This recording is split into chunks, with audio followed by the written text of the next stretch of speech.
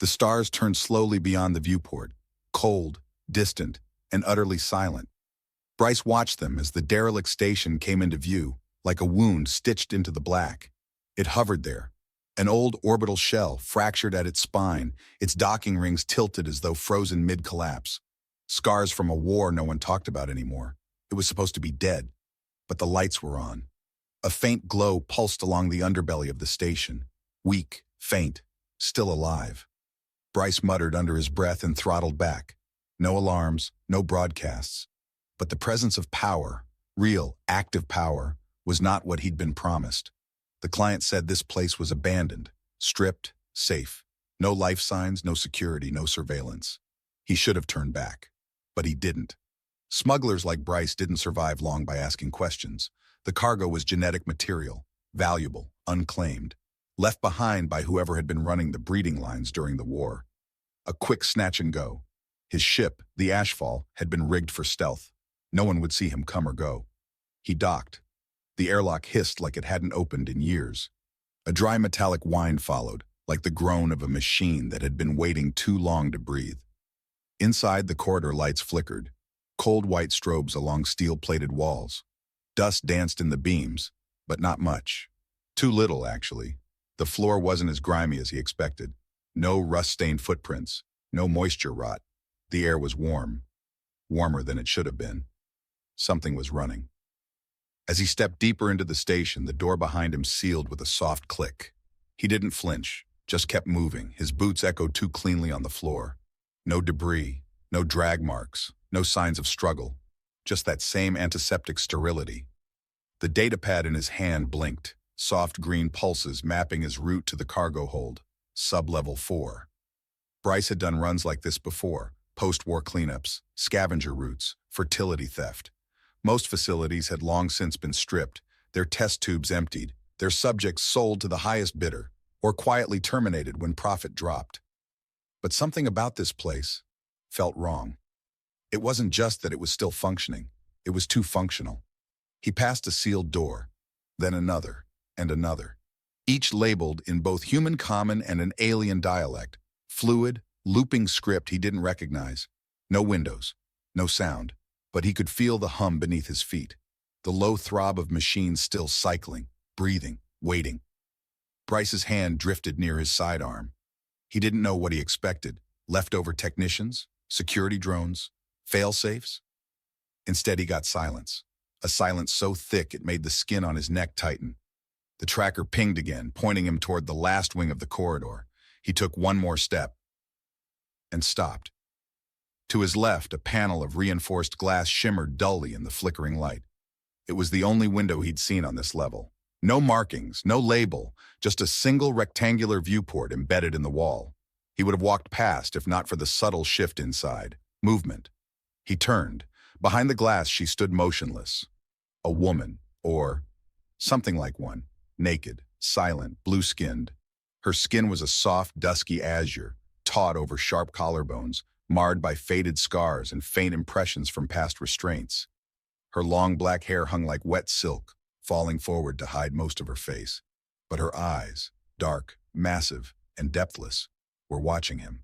Not surprised, not curious, just watching. She didn't speak, didn't gesture, didn't seem to breathe. Bryce's hand tightened around the grip of his weapon, not out of threat but out of instinct. There was something wrong about the stillness, something manufactured. He glanced at his datapad. No life sign registered, no signal, no cargo tag.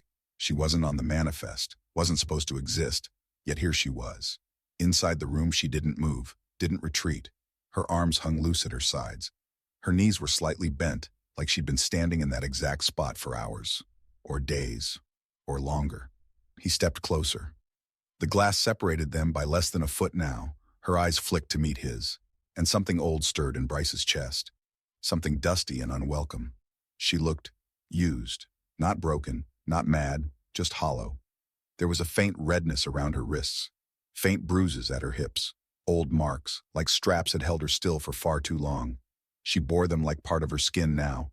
Her ribs were visible, her lips cracked, her breathing shallow and mechanical, just enough to live, no more.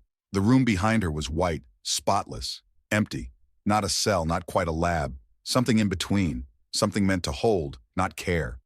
Bryce leaned closer. There, near her collarbone, burned into her skin, was a brand, a numeric code, barely healed, seared too deep for the skin to forget. 5 digits. No name. They hadn't even given her a name. The floor beneath his boots vibrated slightly. An internal pulse from the station's AI facility purge in 0634. His heart ticked faster. Whatever was left in this place, the system was preparing to destroy it. He should go. He should walk away, grab the marked embryos, and get back to his ship. The job was simple, clean, profitable. Instead, he found himself pressing his palm to the glass. "Can you hear me?" he asked, his voice low. She didn't answer, but her eyes didn't leave him. "Do you know what's happening?" Still nothing. He opened the wall panel beside the door. The access controls blinked red, locked, but old tech, basic encryption. He could override it. He hesitated. Why? Why was he doing this? Because something in those eyes reminded him of things he'd buried, faces of the war, prisoners they'd never reached, ghosts in shattered bunkers calling for help too late. This one wasn't too late. His fingers flew across the screen. The door hissed. Inside, the air hit him like a punch. Hot, stale, cloying. She didn't react. Her skin shimmered with sweat, no ventilation, no movement, just the humming of dead machines and the faint crackle of overhead lights. Bryce stepped in, slowly, hands visible, careful. She still didn't move, but something in her chest rose, a breath, shallow, sharp. "I'm not here to hurt you," he said. Still silence. He stepped closer, 1 pace, then 2. Her head tilted slightly. No fear in her eyes, not yet, but no trust either. He reached into his coat, pulled out the emergency thermal wrap, and held it out. "Here, it's warm." She didn't take it, so he moved slowly, inch by inch, closing the space between them. Then he touched her, a light graze on her shoulder. The reaction was immediate and brutal. She shrank away like she'd been hit. Her body convulsed, not just a flinch, but a full-body recoil. Breath caught in her throat. Her eyes widened in terror. Her knees gave slightly. She didn't cry out, didn't scream. She just stared at the point of contact like it was acid. Bryce froze. "I'm sorry," he whispered. "I'm sorry." She looked at him, shivering. And he realized no one had ever touched her without taking something. He didn't reach for her again, just set the wrap on the bench beside her. "You don't have to come with me," he said, "but if you stay, you die. The purge will start in 5 minutes." He turned, walked to the door, didn't look back. Every step away felt heavier than the last. It wasn't logic. It wasn't conscience. It was something older, something primal. The part of a man that couldn't stand the weight of another unfinished ghost. He reached the corridor. The lights flickered overhead. He heard the distant groan of turbines spooling up. AI waking the burn engines, preparing to cleanse the station of biological waste. He was halfway up the ramp of the ashfall when he heard it. The soft, dragging sound of bare feet on steel. He turned. She stood there, wrapped in the blanket, her hair veiling half her face. She didn't speak. She didn't reach out. She just watched him. Then, one step, then another, and another. Bryce didn't say anything, didn't ask her why. He just stepped aside, let her pass. And in silence, she entered the ship. The ship's engine hummed low beneath the floor, a steady vibration that made the silence feel louder. Bryce sat in the cockpit of the ashfall, elbows on his knees, staring out at the endless sprawl of space. He hadn't said a word since departure. There hadn't been anything to say. Behind him, through the narrow corridor, the woman sat curled in the small medbay, wrapped in the emergency thermal blanket, knees drawn to her chest, back pressed against the far wall. She hadn't moved in over an hour, barely blinked. She hadn't spoken, not a sound since she'd stepped aboard. Bryce didn't expect her to. Whatever had been done to her, however long she'd been locked in that room, it had carved the voice out of her, maybe permanently. He leaned back in the pilot's chair, sighing through his nose. The nav screen displayed a fractured cluster of debris fields and inactive relay buoys. Dead systems, no patrols, perfect for hiding, but not for healing. They had nowhere to go, no plan. The job was trashed, the client wouldn't wait, and the ashfall had less than a week's worth of untainted fuel left in her tanks. Still, Bryce had brought her. Against every instinct, every rule he'd spent years living by, he'd opened that door. He'd looked into her eyes and made a choice. Why? That question had circled his thoughts like a vulture, because he'd seen others like her, too late. During the war, he'd moved through scorched colonies and shattered medical stations, always arriving after the damage had already been done. He remembered one site on Bract 4, rows of cribs, all empty. The air still smelled like scorched synth cloth and flesh. They'd sterilized the entire complex before pulling out, burned the bodies, cleansed the record. They said it was protocol. Bryce had nodded back then, kept walking. But this time, he'd been on the other side of the door. And this time, she had still been breathing. He stood and moved quietly down the corridor. The ship creaked faintly with his steps, metal cooling after the heat of departure. He stopped at the medbay doorway. She didn't look up. Her long black hair veiled half her face. Her hands were hidden beneath the wrap. One shoulder, barely covered, showed a faint discoloration, a bruised line in the shape of a restraint. Her skin was more luminous now that she was off that station. Not glowing, just alive. She was curled in on herself like someone who didn't know how to take up space, like she thought being small enough might make her disappear. "You should drink something," Bryce said, voice low. Not commanding, just audible. No reaction. He took a step in, slowly, set a hydration pouch on the counter and backed off again. Still nothing. Bryce watched her for a moment longer, then turned away, heading toward the hold to check the emergency stores. He'd barely taken 5 steps when a sound stopped him. Barely audible, a breath. He turned his head. She hadn't spoken, but she had shifted, just slightly. Her fingers had emerged from beneath the blanket, one hand trembling, reaching. Not for him, not for help, for the water. It took her several seconds to grab it, even more to open it. She spilled a third of it down her arm before bringing it to her lips. Bryce didn't move, didn't speak. She drank slowly, lips barely parted, eyes fixed on the floor. And then, just as slowly, she sank back against the wall. But he'd seen it, the choice, small, almost invisible, but it was hers. Later that night, the Ashfall dropped out of hyperspace near an abandoned mining colony, orbiting a fractured ice world. It was the safest spot Bryce could think of. An old fueling station tucked beneath a glacier ridge, shielded from satellite sweeps. No one came out here anymore. No reason to. The ice was unstable, the atmosphere thin, the ground long since picked clean. He landed the ship in silence. Inside the cockpit, the temperature gauges flickered. Systems were holding, for now. He checked the external sensors, scanned the atmosphere, then powered down the ship to minimum life support. Cloaking engaged, communications locked. They'd be ghosts for at least a day or two. He moved back down the corridor. The woman hadn't moved much, but her posture was different now. Not fully upright, but not collapsed either. She looked at him this time, not directly, but near enough. He set a small ration tray on the ledge across from her. "No meat," he said quietly. "Wasn't sure if you—" He let the sentence trail off. She didn't reach for it, but she didn't flinch either. "I'm going to step outside, check for geothermal leaks. You're safe here." Again, no answer. Bryce walked past her, pressing the airlock open. The cold that hit him was immediate, bitter, but not deadly. The suit compensated fast enough. He scanned the ridge, set portable sensors, and swept the perimeter. The ice cracked beneath his boots. Old structures lay half-submerged in the distance, metal ribs poking through the frost, long-buried memories of the war. He paused near one, brushing snow off a collapsed doorframe. Inside, just shadows and broken panels. But something caught his eye.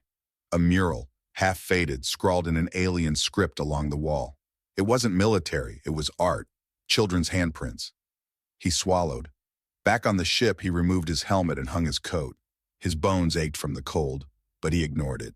She was still in the medbay, still awake. He leaned against the doorway. "I'm Bryce," he said finally. She blinked. "Not that it matters, but I figure if you're going to be stuck with me, you should at least know my name." No reaction. He smiled without humor. "You probably think I'm just another thief. And you're not wrong. I've done things that make the stories look polite. But I didn't bring you here to hurt you." Still nothing. "I don't want anything from you." At that, her head tilted, slightly, barely. But he saw it. "I'll get you somewhere safe. Don't know where yet, but I will." He turned. But before he stepped out, her voice, small, raw, broke the silence. Not words, not language, just a sound, software, hoarse. Bryce froze. He didn't turn around, didn't push, just stood there. After a breath, he nodded once and walked away. In the cold between stars, something had shifted. She had made another choice. The quiet inside the ashfall was different now. It wasn't the silence of survival, the kind Bryce was used to. This silence carried something more fragile. Not emptiness, but tension. The thin, stretched stillness of two people in the same space, separated by memory, pain, and everything they weren't yet ready to say. He hadn't slept much. Not because of nightmares, they came and went like weather, but because of that sound she'd made the night before. Not a word, just a rasp. Something involuntary, cracked from a throat not used in too long. But it had shattered something inside him more than any scream could have. She was still in the medbay when morning came, knees pulled to her chest, the emergency blanket clutched around her like armor. Her eyes were open, unfocused, staring into the middle distance. Bryce stood in the doorway for a while, uncertain. Then he stepped forward and crouched down, slow. "I brought food," he said softly. No response, not even a blink. He set the ration pack beside her and backed off, let her see him move away, let her breathe without his presence pressing in. She didn't touch the food. That was okay. He hadn't expected her to. He just sat down on the opposite wall and waited. 10 minutes passed, then 15, and then slowly, without lifting her head, her hands slid from beneath the blanket. Fingers curled weakly. She reached. She didn't eat. Not yet. But she opened the packet and sniffed it. Her face didn't change. Still, it was something. Bryce stayed quiet. The woman who now lived in his ship and in his thoughts was not the person she'd been made to be. That much was clear. He remembered the room where he found her, the way she stood like a forgotten statue, too empty even to flinch, the way she hadn't looked up when the glass opened, as if she'd stopped expecting anything different, as if she'd learned the glass never opened for her. Now here she was, moving, breathing, choosing, slowly, cautiously, but not broken, not yet. Bryce reached into his jacket and pulled out a thin, well-worn multi-tool, a habit. Fixing things helped him think, made the world feel a little less frayed. He set the tool on the floor and began working on a faulty plasma coil from the ship's backup systems. Loose paneling, scorched contact points. It wasn't urgent, but it gave his hands something to do, gave her something to observe. She watched him, not openly, not obviously, but her eyes flicked toward his hands every so often. He said nothing, didn't explain, just worked. Then, so softly it could have been imagined, she moved. Her hand brushed the floor, not reaching for anything, just existing in the same space as his, a small thing. But Bryce knew better than to overlook small things. "I used to fix these during the war," he said, still focused on the coil. "Sometimes while being shot at. My old commander would scream at me to hurry, and I'd be holding a torch between my teeth trying not to melt my face off." He gave a low chuckle. It didn't sound amused. Back then it was all numbers, orders, coordinates, targets. He looked up. But there were people too. I remember their faces, not their names, just the way they looked at me when I got there too late. She didn't react. He didn't expect her to, but her breathing shifted, shallow, faster. And then, suddenly, sharply, she spoke, just one word. "Designation." Bryce froze. His eyes met hers. She wasn't looking at him. Her gaze was somewhere far away, somewhere deeper. "What?" he asked gently. Her voice was dry, gravel soft, like it had been buried in her throat for years. "My name," she said. "They called it a designation. I didn't get a name." Bryce's heart sank. He sat upright, tools forgotten. "What did they call you?" She closed her eyes. Her voice cracked as she said it. "Subject N43 Delta, carrier compatible." Each syllable landed like a knife on concrete. They didn't look at me. Not really. Just the inside. Ovarian data, uterine lining, compatible, repeatable, fertile. Her hands were trembling now, fingers clenched in the fabric of the blanket. They marked it on the wall, my cycle. How many they took, how many survived. The rest were discarded. Bryce felt his mouth go dry. His body remained still, but his mind screamed. "How long?" he asked, the words nearly catching in his throat. "I don't know," she whispered. "There was no time, no seasons, just light and pain, sometimes sedation, mostly not." She opened her eyes.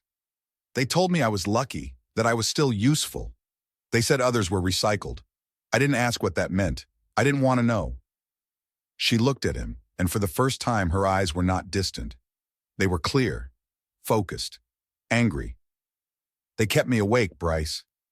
The sound of her saying his name hit like a fist to the chest.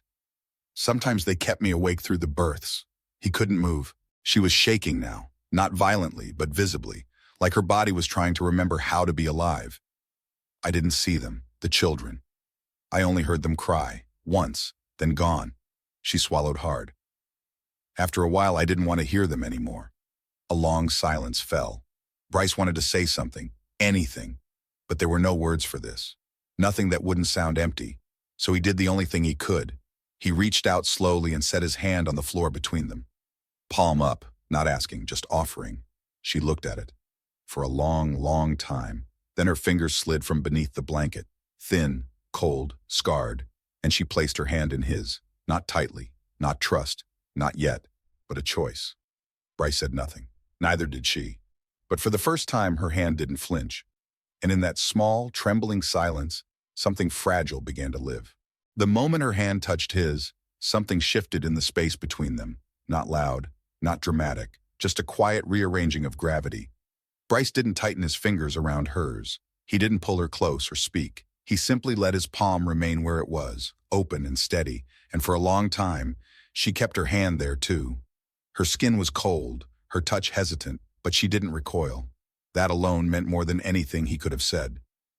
Later that night, the storm rolled in. Not from outside, the ice moon remained calm under a blanket of stillness, but from inside the ashfall, a mechanical tremor. One of the auxiliary power cells overloaded in the lower deck, sending a jolt through the ship's belly and triggering a cascade of flickering lights overhead. The emergency systems clicked on, casting the ship in red-gold pulses. Bryce was on his feet in seconds, already pulling tools from a wall panel and sprinting down the hall. She followed without a word. Not because he told her to. Not out of panic. She just moved with him, barefoot, the blanket dragging behind her like a shadow of who she'd been. Down in the lower deck, the smell of scorched circuitry filled the narrow space. Bryce cursed under his breath, shoved open a panel, and knelt over the sparking junction. The heat kissed his skin, and sweat beaded across his brow. "Come on, not now," he muttered, voice strained. Behind him, she watched. And then, for the first time, she knelt beside him. Bryce didn't look at her. He didn't need to. She was there, close enough that he could feel her breath. He passed her a stabilizer clamp. Didn't explain. She took it without hesitation. The red warning lights cast a strange glow over her skin, making her look like something born of flame and smoke. Her eyes never left the tool, never wavered, even as sparks popped against her arm. She didn't flinch. 10 minutes passed, then 15. The smell of burning softened and the power relay held steady. The hum evened out. They sat back against the wall, both breathing hard. Bryce let out a laugh, soft, bitter, but real. "Well, guess we didn't explode. That's progress." She glanced at him, her face unreadable. Then she said, "You didn't scream." Bryce blinked, caught off guard. "What?" "In the room, before, when the door opened." Her voice was hoarse, but clearer than before. "You didn't shout orders. You didn't touch me like the others did." He met her eyes. She looked down. "I kept waiting for it," she said. "For the yelling, the commands, the pain." She drew her knees up to her chest, but it never came. Bryce leaned back, wiping a streak of soot from his cheek. "That's not who I am anymore," he said. Then, almost as an afterthought, "Not sure I ever was." She was silent for a long moment. Then, almost in a whisper, "They used to speak in numbers, never names. If I cried, they wrote it down like a malfunction." She paused. "Once, I sang to myself." He looked at her again, surprised. It was a sound I didn't recognize. It came out of me without warning. It felt warm, like something real. One of the techs heard. He slapped me so hard I bled from my ear. Bryce's jaw clenched, but he said nothing. I stopped making sounds after that. She tilted her head against the wall. The silence became easier than remembering what it felt like to be heard. Bryce didn't speak, not right away. He understood the kind of pain that lived in silence, the kind that didn't scream or shatter, just stayed, quiet, heavy. "I don't need you to speak," he said softly. "But if you want to, I'll always listen." Her eyes flicked toward him, then away. They didn't go back to the med bay. They stayed there on the floor of the lower deck, beneath flickering lights and rusted pipes, in the heartbeat of a ship that refused to die. She leaned her head gently against his shoulder. It wasn't affection. Not yet. It was permission. And Bryce, battle-hardened and hollowed out by years of gray choices and colder silences, felt something ignite in his chest. Not desire, not even hope. Something quieter, like a fire warming long-abandoned walls. He turned his face slightly toward her, close enough to feel the brush of her hair against his skin. "You're not a designation," he whispered. "You never were." She closed her eyes. For the first time, her hand found his, not because he offered it, but because she reached.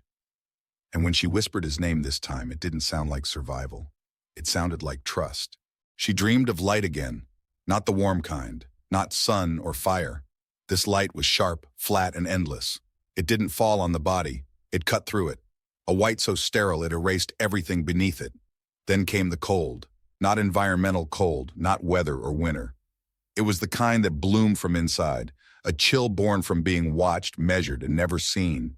She was back on the table, steel against bone, wires snaking from her temples, ankles spread, wrists locked, the familiar hum of the operating arm above her head. She couldn't remember how many times she'd lain there, because remembering meant giving shape to pain. She had stopped counting after the 5th, or the 15th. She wasn't sure. Her body tensed in the dream. The breath caught in her throat, something in her bones remembered before her mind did. Hands gloved in translucent plastic moved across her belly. The technicians didn't speak to her, not directly. Their voices existed only above her, around her, never for her. Subject N43 Delta, genetic yield still viable. She's young. Ovary samples are regenerating at pace. Let her rest 12 hours between cycles. No sedation. Sedation inhibits fetal variation. Let's see what she can withstand. A click, a tone, a pressure. Her mouth opened, but she made no sound. She never screamed anymore. It had stopped mattering. Then came the voice, the one that always haunted her. You are not a person. You are a vessel. And then, just as always, the dream let go, but it never let her fall gently. She woke with a jolt, back arching, breath ragged in her throat. The room spun, walls too close, ceiling too low, air too warm. Sweat soaked her skin. She was on the floor. Somehow she had crawled off the bed in her sleep, fists clenched in her hair, nails biting into her scalp. She couldn't stop the shaking, couldn't stop the scream building inside her chest, except it didn't come out. It never came out. Her body had forgotten how to make that sound. The door opened. Bryce. He didn't speak at first, just stepped in quietly, crouching beside her, his presence low and steady like he'd done this before. "Hey," he said gently, "you're here. It's not real. You're with me." She didn't answer. Her fingers dug deeper into her scalp. Bryce didn't reach out, not right away. He waited until her breath hitched, until her body began to fold in on itself like collapsing steel. Then he touched her shoulder. Her reaction was immediate, sharp, instinctive. A flinch so full body it nearly knocked her backward. But before she could escape, her hands found his shirt and held on, hard. She buried her face into the crook of his neck, her body trembling as if her skin couldn't contain what lived beneath it. Bryce wrapped his arms around her, slowly, like she might break if he moved too fast.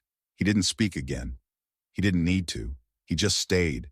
Her breathing was ragged against his chest, short gasps, silent sobs.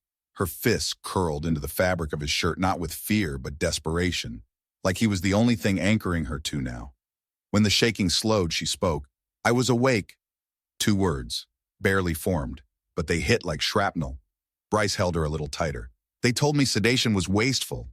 That real endurance created better results, better mutations." She pulled back slightly, eyes meeting his. There were 27. Bryce didn't ask what that number meant.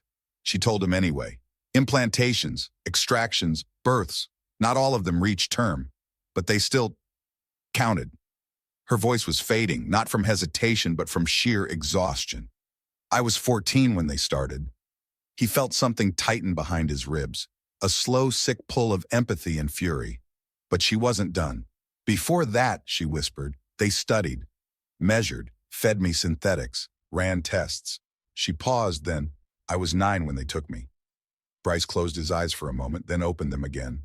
"That's young," he said quietly. She nodded, just once. "How long were you in the facility?" Her gaze fell away. "Long." Bryce didn't push. Instead, he shifted his weight, sat back against the doorframe, one leg stretched out across the floor. He let silence fill the space again, not the sharp kind, but the kind that settles when people have stopped pretending. She watched him, not with fear, not with trust, but with something like disbelief, like she couldn't quite accept that he hadn't left yet. Bryce looked at her. When they put armor on me, I was 19. Her head tilted slightly, but she didn't speak. Our colony didn't ask. They conscripted, said we owed blood to the system. That war was the price of being fed. Still, no response. But her eyes didn't leave his. I wasn't a hero, he said. I followed orders. I shot things that moved too fast. I patched myself up when no one else would. He rubbed a hand across the back of his neck. When the war ended, they left us there, just like that. No payment, no way home. Just empty fields and ration packs that expired 5 years ago. He didn't expect her to understand. But she didn't look away. We're not the same, he said. But I know what it's like to be used, then discarded. A long silence followed. But this one didn't hurt. It didn't close anything. It opened something. She shifted closer to him, just slightly, a fraction. You didn't touch me like they did, she said softly. I never will. Her fingers found his again. Not for warmth, not for fear, but for truth. And when she finally leaned into him, not collapsed, not broken, but present, Bryce realized something had changed. She wasn't clinging to survive. She was choosing to stay. Bryce stood in the galley, hands wrapped around a steaming tin mug. The recycled heat of the ashfall hissed through the walls, barely keeping the cold of the ice moon at bay. Beyond the forward viewport, the world outside lay silent and silver, endless plains of fractured crystal that reflected starlight like shattered glass. Inside, it was quiet, not empty, not anymore. She sat in the co-pilot's chair, curled with her knees drawn to her chest. Her eyes weren't downcast now. They scanned the stars as if trying to decipher them, as if some message had been scrawled into their arrangement that she alone could read. Bryce hadn't spoken since waking. There was no need. Words didn't fill this kind of space. They moved through it carefully, giving each other room, breathing in the stillness between them, like shared air. She looked different this morning, not new, not healed, but anchored. A shift in her shoulders, the way she held her own weight. Like something inside her had straightened, stood up. A spine that had once been curled in shame now began to remember how it once bore its own shape. Bryce stepped forward slowly, mug in one hand, the other carrying a small data slate. She turned her head as he approached, not startled, just attentive. I thought you might want this, he said, handing her the slate. She took it, brows furrowing slightly. What is it? Her voice still rasped, but it had found rhythm, breaths that didn't trip over trauma. A blank registry form, he said, off-grid. No one will see it unless you send it, which you won't, unless you choose to. She ran her fingers along the edge of the slate, feeling the smoothness, the silence of it. It's clean, he continued. No code, no serial, just a space for a name. She looked up at him. He didn't push, just sat down beside her and took a sip from his mug. A pause stretched between them, soft but charged. I never had one, she said finally. I know. They gave me numbers, stripped them, gave new ones. I stopped memorizing them after the 4th reclassification. Her thumb hovered over the field labeled identity. Will it feel like lying, she asked, if I choose one? Bryce turned his head toward her, studying the curve of her jaw in the light. No, he said. It'll feel like choosing. That's different. She didn't speak again, just stared at the field. Silent seconds passed. Then she typed, one slow letter at a time. K-A-E-L-E-N. Bryce read the name as she did. He didn't smile, but something in his expression warmed, like a door cracking open to morning air. That's beautiful, he said. It's not from anywhere, she replied quietly. It doesn't mean anything. It does now, he said. Kalen, not subject, not carrier, not N43 Delta. Kalen. He said it aloud once, just to feel how it moved in the air. She closed the slate, setting it aside, and then, without being asked, without needing permission, she leaned her shoulder against his, not to collapse, not to hide, just to be. But the moment didn't last. The proximity alarm chirped, soft but unmistakable. Bryce tensed immediately. He rose, crossed the cockpit, and tapped the console. The screen blinked to life, showing a low-orbit object descending from high atmosphere. Not a meteor, not debris, too slow, too controlled. A ship, one not broadcasting an ID. Not good, Bryce muttered. Kaylin stood behind him now, her blanket forgotten, her face hardening in a way that wasn't fear. It was memory. Bryce turned. Go to the back, prep the med locker, and close off the auxiliary bay. I'm not hiding, she said. He met her eyes. I know. But he didn't argue. She moved quickly, silently. Bryce powered down external emissions, rerouted backup systems, and watched the ship descend lower and lower into the edge of the atmosphere. Sleek hull, black livery, no insignia, military grade, but not government issue, corporate. He clenched his jaw. He knew that design. Varkari-class courier, short-range interceptor, fast, quiet, efficient, a retrieval unit. They hadn't forgotten her. They had just waited. The ship touched down half a kilometer away, kicking up frozen dust. Bryce moved through the ashfall like a ghost, grabbing his rifle, switching on shield dampeners, checking breech locks. When he returned to the main corridor, Kaylin was waiting. She had a knife in one hand. Nothing elegant, just a standard alloy blade from the galley. But she held it with intent. You're not staying here, Bryce said. I'm not running. Their eyes locked. She wasn't trembling. She wasn't retreating. She was choosing again. Then we fight, he said. Outside boots crunched against frost. A silhouette appeared on the outer scan. Human, or something dressed to look that way. One figure, maybe more behind. Bryce and Kaylin stood side by side just inside the ramp. The steel beneath their feet groaned in the cold. I'll distract them, he said quietly. No, she answered. They want me. Exactly. She turned toward him. They took everything from me, but they don't get this. What's this? She looked at him, steady, clear. My name. And for the first time, he saw not a prisoner, not a victim. He saw Kaylin. The wind howled across the frozen ridge as the figure stepped into view. Kaylin stood in front of the ashfall, her blade low, her feet planted in the snow like roots. Behind her, Bryce shifted his rifle, watching the stranger's every move. They had come for her, one of them, but not alone. Drones buzzed silently just outside the scanner's edge, masked in stealth.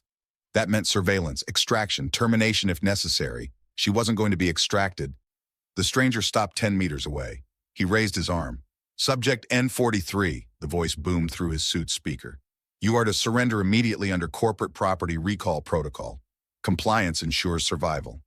Kaylin didn't answer. Bryce did. He fired first, shoulder shot, meant to disorient. The figure staggered, surprised but not dropped. The impact flared against his armor, leaving a shallow scorch. The return fire came fast. A pulse round zipped past Kaylin's head. She didn't flinch. She ran. Snow exploded beneath her steps. The blade in her hand glinted once, and then she was inside the attacker's range, low and fast. The man brought his weapon up, but she was already twisting, blade carving through the joint seam under the arm. Bryce flanked left, firing a second round, this time at the exposed hip. It hit. The man's leg buckled. He turned, swung his elbow into Kaylin's side. She absorbed the hit, staggered, but didn't fall. He reached for her hair, stupid, predictable. She drove the knife under his chin. A wet gasp escaped his helmet. His weapon fell from limp fingers. Bryce didn't wait. He fired once more, clean and final, into the chest plate. The man crumpled. Kaylin backed away, blood streaking the edge of her blade, her breath fogging the air. Bryce stepped up, rifle still raised, scanning for movement. But nothing else came. The drones had vanished, or had never been there. The only sound now was the quiet hiss of the man's cooling armor. Kaylin knelt slowly beside the body, her shoulders rising and falling, not shaking, breathing. She wiped the blade clean on the snow. Bryce watched her for a long moment, then stepped back, and the frost whispered beneath his boots as he turned away. Smoke curled up from the attacker's chest plate. The impact had cracked the armor's housing, revealing tangled microfiber wiring and pulsing circuitry still spitting sparks. Bryce crouched beside it, pressing 2 fingers into the broken side panel. A data ring, thin, black, and still warm from neural heat, slid free with a click. He held it up. Kaylin approached slowly, her expression unreadable, but her eyes sharp. Is that what they were tracking me with? She asked. No, Bryce said. It's a memory core, probably mission briefings, field logs. Could be encrypted, but let's see. He plugged it into the auxiliary terminal at the cockpit. The screen flickered for a moment, then stabilized, illuminating the small space in blue light. A voice played, flat, machine-like. Mission objective, high-value genetic asset retrieval. Subject N43, now alias Kaylin. Reason, genome classification, type Zeta hybrid, compatibility profile. 99.89% across Class A species. Note, subject believed terminated during facility Delta collapse. Recovered by rogue ex-military operative. Status, irreplaceable. Directive, return alive. Use lethal force as required. The words hung in the air like poison. Bryce stared at the screen. They didn't come because you escaped, he said. They came because you survived. Kaylin's breath shook, just once. They want to start again, she said. Continue the breeding cycles, but not just with me. They want to manufacture what I am. Bryce turned toward her. You're not a blueprint. They think I'm the original copy. She looked down at her hands, fingers curled loosely. The mistake they can't replicate. Bryce stood slowly, his shoulders tense. They won't get another chance. She didn't answer, just looked past him, through the viewport, toward the stars. Then, after a long silence, she said, I'm tired of running. He nodded. So we stop. The console chirped softly. The enemy ship's transponder was still active, idling, unmanned. Bryce tapped through the interface, overriding its controls, searching for whatever breadcrumbs it had followed. And there it was, a relay transmission, short range, encrypted in corporate code shorthand. The origin was buried behind layers of rerouted signal paths, but the message was clear. Subject is alive, asset recoverable. Stage 2 ready. He deleted it, then sent one back. Subject deceased. Operation failed. Do not pursue. He severed the uplink manually, burning out the node with a surge of power that lit the console with a flash. Sparks hissed and died. Bryce exhaled and leaned back against the panel. Kaylin stepped closer. You could have walked away, she said. At the facility after, even now. I didn't want to. Why not? Bryce turned to face her fully. Because I saw you. She blinked. Not what they turned you into. Not what they wanted to use. You. And I knew right then that if I left you there, I'd never be able to live with what was left of me. Kaylin said nothing for a long time. Then her hand reached out, not shaking, not hesitant, and touched his cheek. Her fingers were cool, steady. Bryce leaned into the touch, like it was the first time he'd been touched with care in years. Her voice dropped to a whisper. You don't own me. I know, he said. You didn't rescue me. I didn't. You didn't fix me. I couldn't. But you stayed. I did. And then she kissed him. It wasn't soft. It wasn't gentle. It was quiet but fierce, real. The kind of kiss that doesn't ask for permission because it is permission. Bryce didn't flinch. He moved into her with equal heat, his hand rising to cradle the back of her neck, as if afraid she'd vanish again. But she didn't vanish. She anchored there, lips to lips, breath to breath. When they broke apart, she stayed close. I don't want to forget what happened to me, she said, but I don't want to live in it anymore. Bryce's voice was low. Then live outside it, with me.